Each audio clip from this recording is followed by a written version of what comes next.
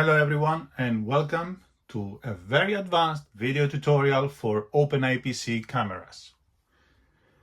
My idea about this started when I saw this cable. So this cable is from the RunCam WifiLink 2, and from this end it goes to the camera, and then there is this socket for an Ethernet adapter. And I was thinking, what if I can connect this camera, the RunCam WifiLink 2, to one of these adapters? So these adapters, this one is from Emacs for the small version, the 100 milliwatts. This one is for the new WFB-ng 2, and this one is from SphereLink. Each adapter has this socket, and plugged to a WifiLink 2, we could actually have two cameras for one system. Additionally, I found this Raspberry Pi 3B in one of my shelves from my previous tests of OpenHD. And I also noticed that there is also an Ethernet socket that would plug to the cable of the WifiLink 2.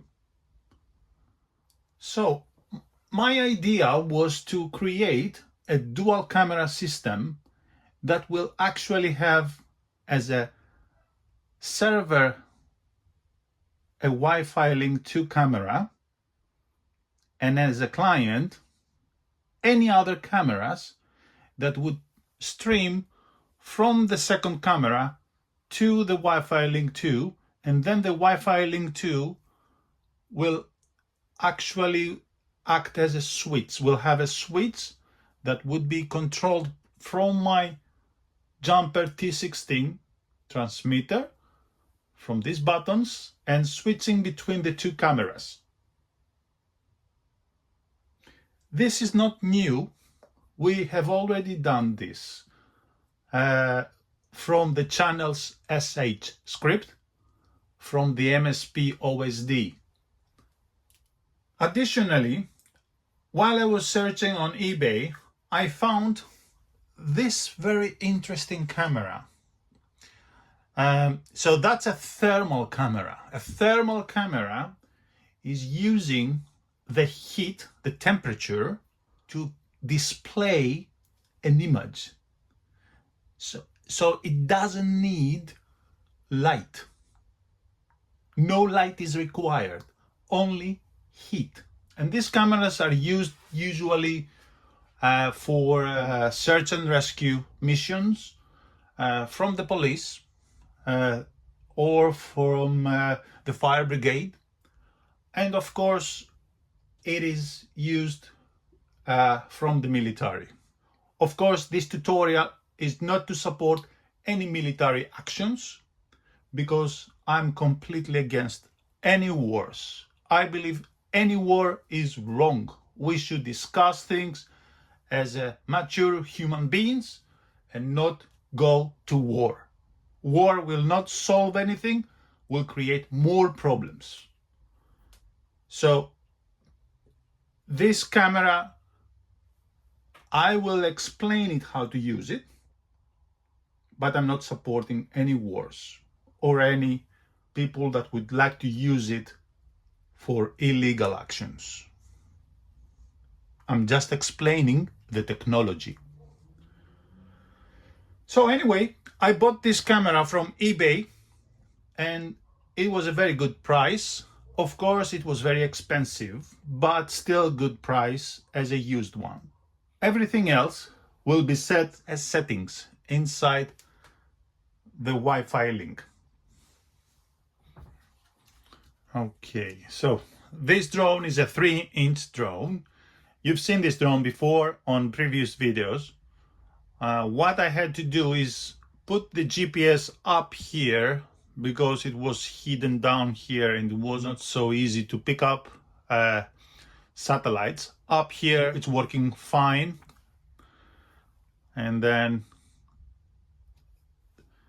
this is the thermal camera, okay, and this is the RunCam, and you can see the wire that goes to the plug, and these small wires are connected to the cameras. This is a proof of concept because I have already tested the drone in my garden, and it hovers at 80% of throttle because it's really heavy, probably because of this massive battery of 5,000 milliamps, and of course a Raspberry Pi is quite heavy, and this camera is quite heavy as well. So a lot of things are too heavy for a 3-inch drone. It can fly, and I'm going to do a flight test with this, but I think I should move all these to a much better drone, a bigger one like this one. This one will work much better, and it has a lot of real estate up there to put all the electronics for the thermal camera. But anyway, that's not so important. What is important and what we are going to discuss in this tutorial is how to make a dual camera. And of course, you can see as a presentation the thermal camera, but I have already done all the installations and all the scripts that requires, so you don't really need to do anything except download this image and flash it to an SD card and then just plug it to a Raspberry Pi. We are going to connect through the tunnel so I can show you what I've done. So the first thing we want to do is enable the hotspot and then connect to that hotspot. Then we connect to the VRX 1, 2, 3, 4, 5. Then we turn on the transmitter, and last thing, we turn on the quadcopter. Okay, both streams are streaming. Okay, so let's SSH 10.5.0.10 from the VRX to the drone. 1, 2, 3, 4, 5. And let me show you the script that is doing the switching. That's it. 5 lines. And what I'm saying is that if the value of channel 8, which is actually channel 4 in Betaflight, because the four first channels are the axis. So if channel 8 is greater than 1701, which is going to be the button 6 on my transmitter, then disable the Ethernet adapter, and that means there will be no second stream from the thermal camera, and start Majestic, which is the streamer for the WifiLink, the default camera, the server camera. And if the value is greater than 1300 but less than 1700, which is 3 or 4 buttons on my transmitter, then disable majestic, kill majestic. That means kill the stream of the camera server, wait for 1 second to kill it, and then enable the Ethernet adapter, and that means the stream will start coming from the thermal to the Wi-Fi link. And that's how I will have thermal camera streaming from the thermal to the Wi-Fi link WFB, and from there I will be broadcasting it to my goggles. So let's try now. We have the OSD on the ground station, and I'm not sure if you can see. Oh, down there. Yeah, here they are.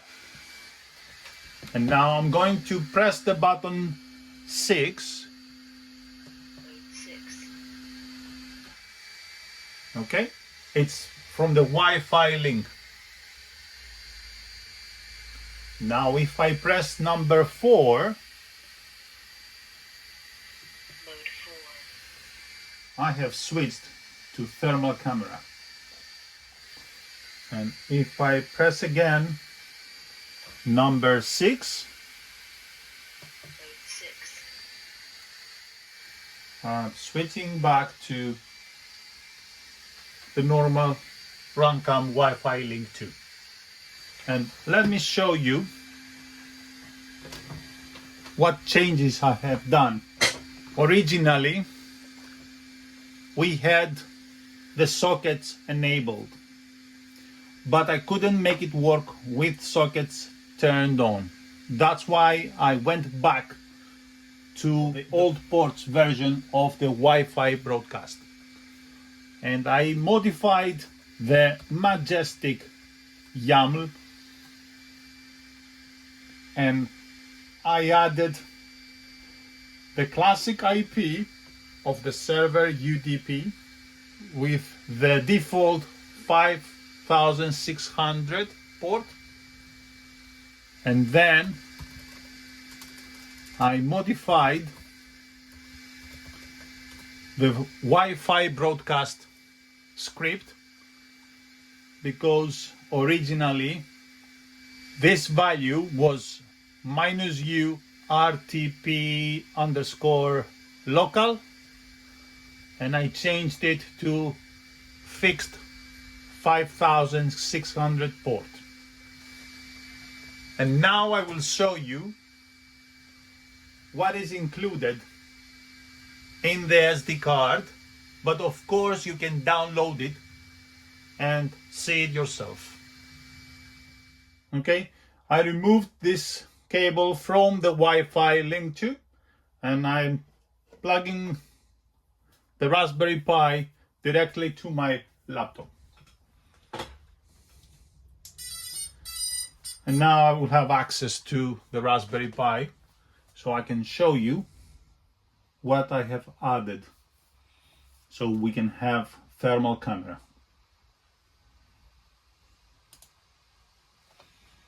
The password is Pi username, and password to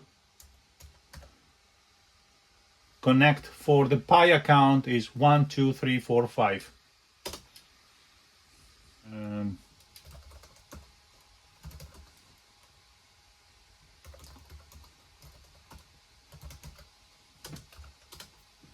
That's it. So we are starting the driver for the thermal camera, then we wait for 5 seconds to the driver to load, and then we start a G-streamer of V4L2 of video 5, which is the USB camera that we have plugged, and we encode to H264 because the Raspberry Pi can only encode to H.264. And I also forgot to mention that we need to set on the WiFiLink 2 the encoder of the Majestic to H.264 and also to the SBC. There is an option to set it to decode H.264 instead of the default of H.265.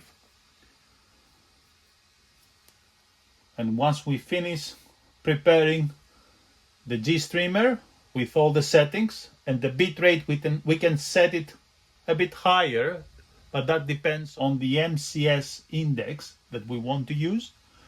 I have set it to 2 megabits per second because anyway the thermal camera does not have a high resolution, and don't expect high resolution thermal cameras because they are extremely expensive, believe me on this.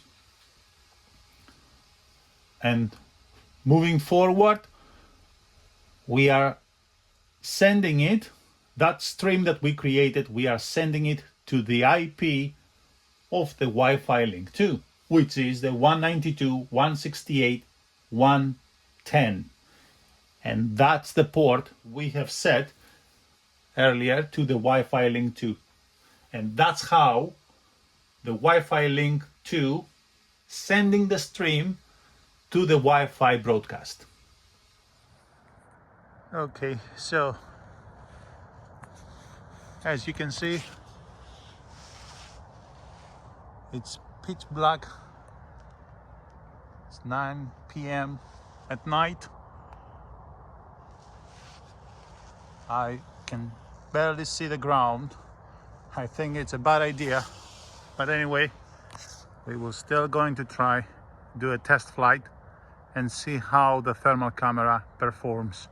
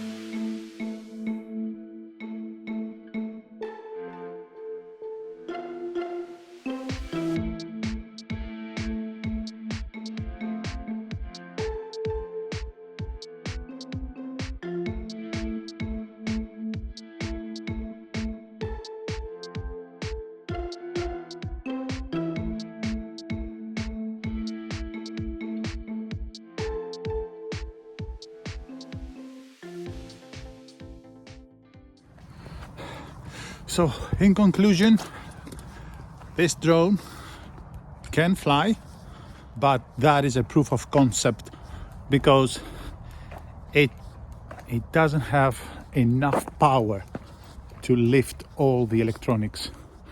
I think the best drone is a 5-inch or 6-inch or even larger one like 7-inch for this kind of weight. It would perform much better and it would be much more stable.